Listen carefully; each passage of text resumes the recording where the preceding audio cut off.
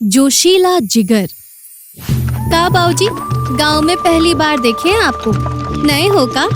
जी हाँ, दरअसल मैं अपने दोस्त के किसी काम से यहाँ आया हूँ, व्यापार के सिलसिले में। हैं? व्यापार के सिलसिले में? अरे ई का, हम तो जाने हैं कि आज तक व्यापार के सिलसिले में लोग बाग गांव से शहर जावे हैं।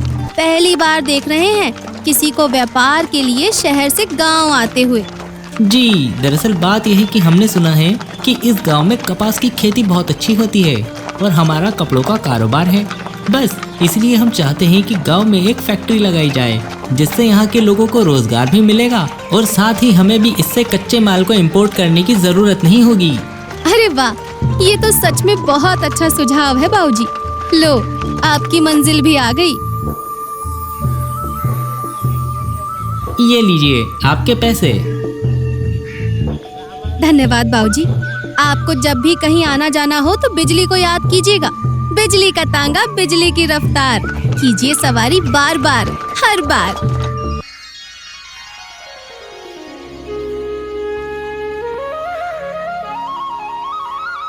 अरे मालिक, आप तो कल आने वाले थे ना, आप आज आ रहे हैं, मुझे बता देते तो मैं आपको लेने आ जाता।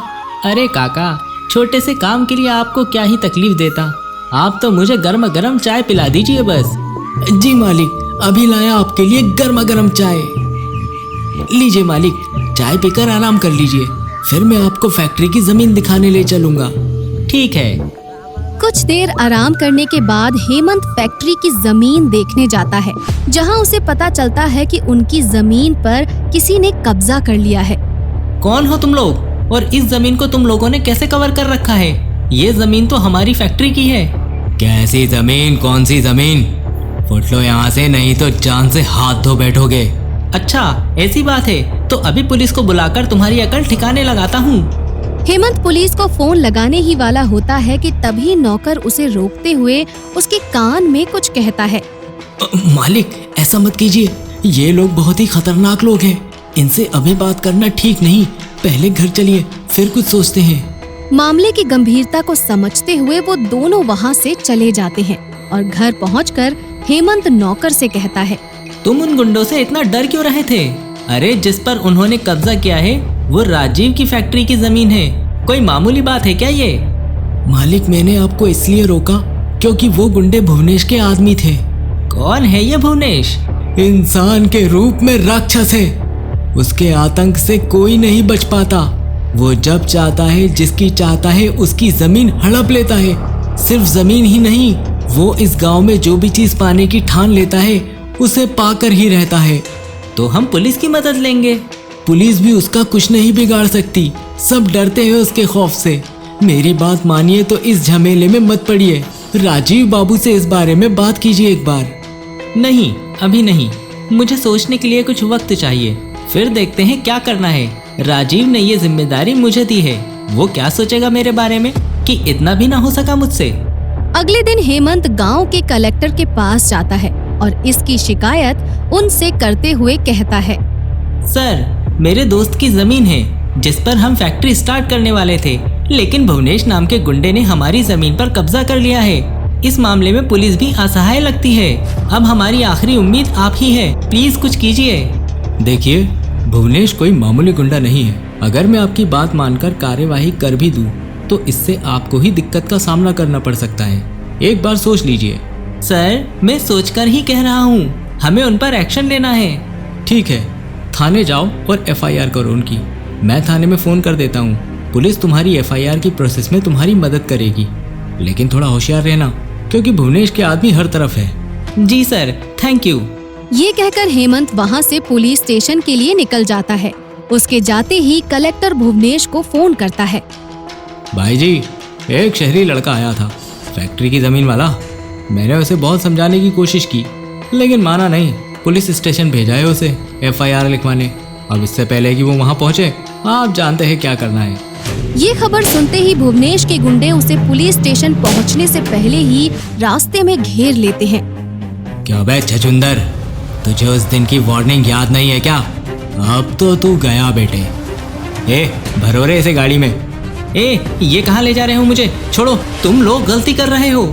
गुंडों पर हेमंत की किसी भी बात का कोई असर नहीं होता है और वो लोग उसे पकड़कर ले जाते हैं। नौकर ये सब देखकर घबरा जाता है और राजीव को फोन करके सारी बात बताता है। क्या रे, फैक्ट्री की जमीन का हल्ला मचा रखा है और हिम्मत तेरी इतनी कैसे हो गई कि तू मेरे खिलाफ एफआईआर लिखवाने चला था। मिलेगी, सजा तो मिलेगी। ले चलो इसे फैक्ट्री की जमीन पर, वहीं लटकाएंगे इसे। वैसे भी बहुत दिन हो गए किसी को लटका कर नहीं मारा। आज इसके खून से फैक्ट्री की जमीन गीली होगी। वैसे भी नए निर्माण में बलि तो लगती ही है। चलो। भुवनेश के लोग हेमंत को फैक्ट्री की जमीन पर ले जाकर उसे एक पेड़ से लटका देते हैं और उसके गुंडे उसे बड़ी ही बेरहमी से पीटने लग जाते हैं। क्यों निकल गई हवा? हो गई तेरी पैंट गीली? मुझसे उलझने चला था। भुवनेश भुवनेश भुवनेश तुझे क्या लगता है मारना काटना सिर्फ तुझे आता है? तुझसे भी बड़ा कमीना यहाँ आ चुका है।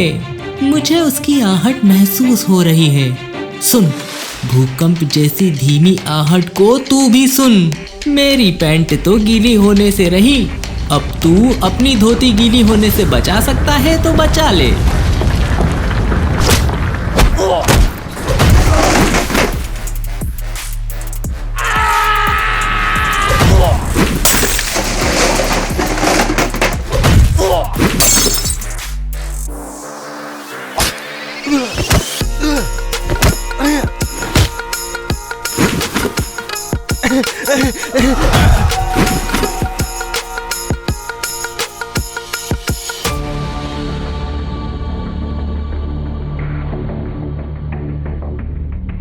भुवनेश, तेरे तो सारे आदमी ऊपर वाले को प्यारे हो गए। अभी तू बचाए। चल बता, तुझे कैसे मारूं? चिंता मत कर, यहाँ हम कपड़े बनाने की फैक्ट्री लगाएंगे। कपड़े में हर तरह की वैरायटी के कपड़े बनेंगे। तेरे आदमियों के लिए और तेरे लिए तो कफन फ्री में बनाएंगे। तू बस ये बता तुझे कैसे मारूं, उसके बाद का तू सब मुझ पे छोड़ दे। क्या भुवनेश, हो गई ना धोती गीली? तुझे अभी भी समझ में नहीं आया क्या? ये राजीव है, रुद्र प्रताप का बेटा। वही रुद्र प्रताप जिसे तूने धोखे से गलत पेपर पर साइन करवाकर उनकी सारी जमीन हड़प ली थी। तभी वहाँ रुद्र प्रताप आते हैं और भुवनेश से कहते हैं, तेरे पापों का घड़ा भर गया भुवनेश। रुद्र प्रताप के इतना कहते ही भुवनेश आग बबूला हो जाता है और उसे मारने के लिए तलवार उठा लेता है, लेकिन तभी राजीव की जोरदार किक उसके शरीर को तोड़ कर रख देती है। इसी बीच बिजली वहाँ आती है और कहती है, मारो और मारो इसे। अरे इसने मेरी बहन को जिंदा जला दिया था। वो चीखती रही, जलती रही, लेकिन इस बेरहम ने उस पर जरा भी रहम नहीं किया। इसे इतनी बुरी मौत दो कि गिद्ध भी इसकी लाश खा न सके। बिजली का इतना कहना था कि राजीव भुवनेश पर टूट पड़ता है और उसे मौत के घाट उतार देता है। जो हुआ उसे भूल जाओ, राक्षस का अंत हो चुका है। अब से यहाँ कोई भी किसी को परेशान नहीं करेगा, और अगर करेगा तो मेरी फैक्ट्री में मैं उसके लिए कफन तैयार करूंगा। भुवनेश का अंत हो जाता है और कुछ दिनों में फैक्ट्री बनकर तैयार हो जाती है। मेरी फैक्ट्री में एक पोस्ट खाली है तुम्हारे लिए। क्या? मेरे लिए पोस्ट खाली है? हाँ, मालकिन की पोस्ट। शादी करोगी मुझसे? राजीव जी,